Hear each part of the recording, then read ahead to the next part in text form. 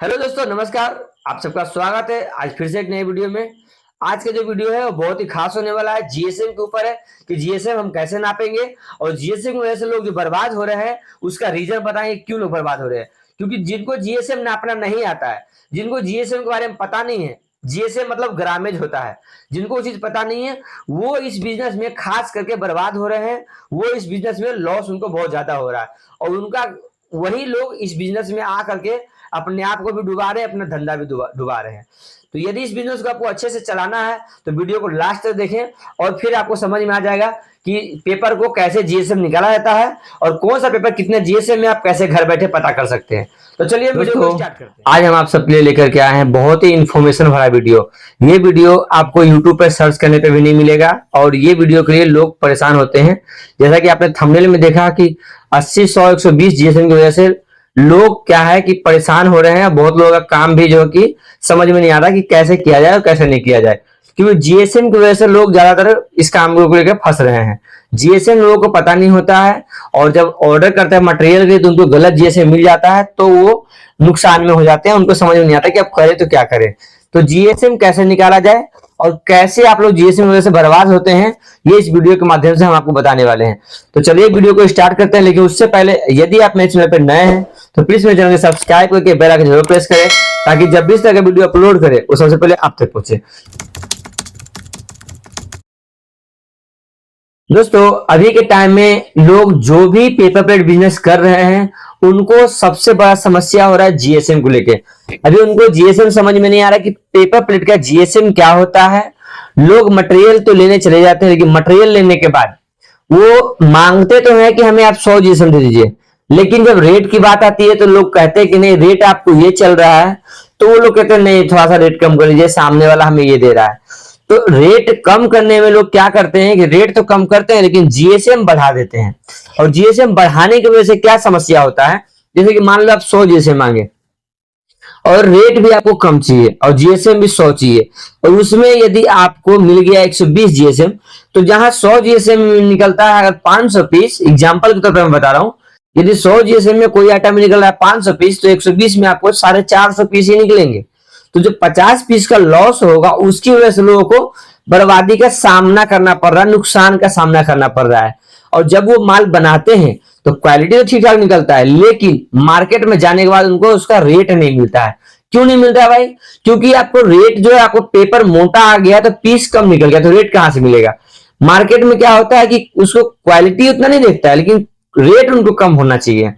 अब यदि कोई 80 का मांगे तो 80 जीएसएम उनको 100 जीएसएम मिल गया, 100 की जगह 120 मिल गया, तो यहीं पे लोग फंस जाते हैं।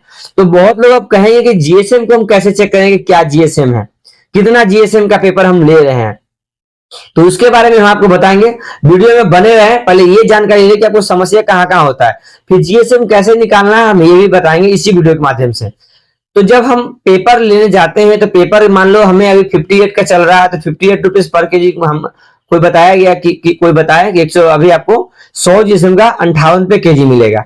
अब वहीं पे यदि कोई बोल दिए नहीं सर 56 लगा दो आप, 56 हमें अगला दे रहा है या मिलेगा ना, हमें झूठ भी बोल दे वो, तो सामने वाला कस्टमर क्या सोचेगा, यार पार्टी छोड़ना नहीं है हमें, कोई बात नहीं ठीक है सर हम 56 दे देंगे।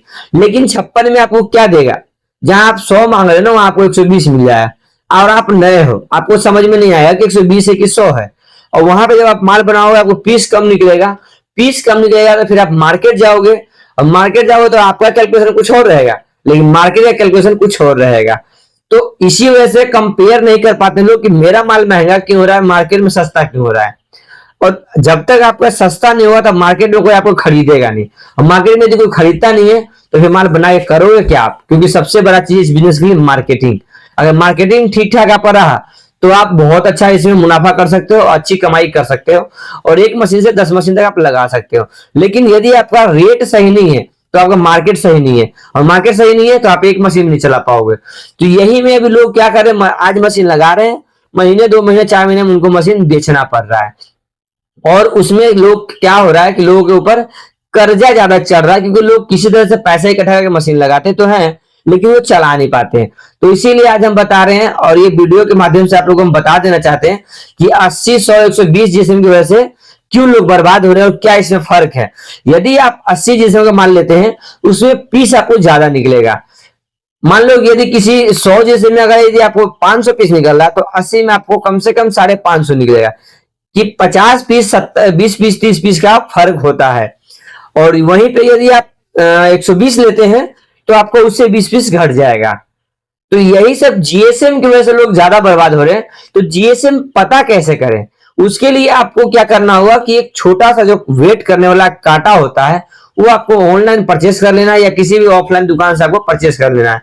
उसके बाद आपको उसको वजन करना है, पेपर को आपको वजन करना है। उस पर कितना साइज का वजन है, 1 मीटर बाई 1 मीटर का आपको पेपर ले लेना है और फिर उसको कांटे पे रख के वजन कर लेना है।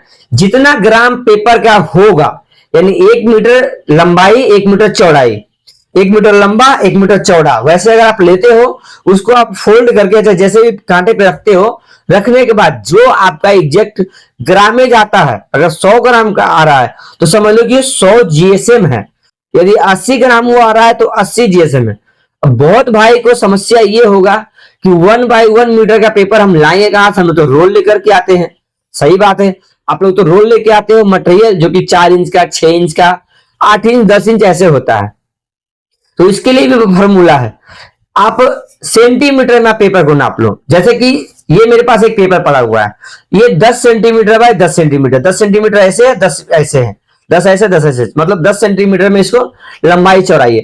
अब इसको आप कांटे पे रख के वजन कर लोगे, जितना ग्रामेज ये आएगा, क्योंकि मेरे पास छोटा कांटा नहीं है अभी जो कि मैं आपको डेमो दिखा सकूं, इसके लिए बहुत छोटा चीज ग्रामेज में दिखाए, मेरे पास जो है वो बड़ा कांटा है, उसमें नहीं हो पाएगा। तो जितना ये पेपर का वजन आएगा उतना को आपको 100 से गुना कर देना है, अपने आप इसका फॉर्मूला निकल के आ जाए कि कितना ग्राम का पेपर है। लोगों को ये कंफ्यूजन 10 सेंटीमीटर कितने इंच में होगा, क्योंकि 1 बाई 1 मीटर तो समझ में आ जाता है कि 39 पॉइंट कुछ इंच होता है, जिसमें आपको मतलब 39.5 इंच या 39 कुछ में आपको 1 मीटर हो जाता है। उतना बड़ा पेपर आप ले नहीं पाओगे। तो ये 10 सेंटीमीटर 10 सेंटीमीटर बाई 10 सेंटीमीटर, लंबाई चौड़ा 10 सेंटीमीटर होगा। अब ये इंचेस में करें तो इंचेस में कितने इंच होगा, लंबाई इसकी 4 इंच है, चौड़ाई 4 इंच है, यानी 4 ऐसे 4 ऐसे, चारों तरफ से कैसे नाप लो आपको 4-4 इंच आएंगे। फिर उसको आप वजन करोगे, उसको 100 से आप गुना कर दोगे, आपका आंसर आ जाएगा। तो जब भी कभी आप पेपर ले और जब भी कभी पेपर को आपको वजन करना हो तो छोटे वाले कांटे पे आपको इसको वेट करना है और इसको 10 सेंटीमीटर बाय 10 सेंटीमीटर नाप लो और नाप के आप वजन करोगे, उसमें आपको जीएसएम आराम से निकल जाएगा।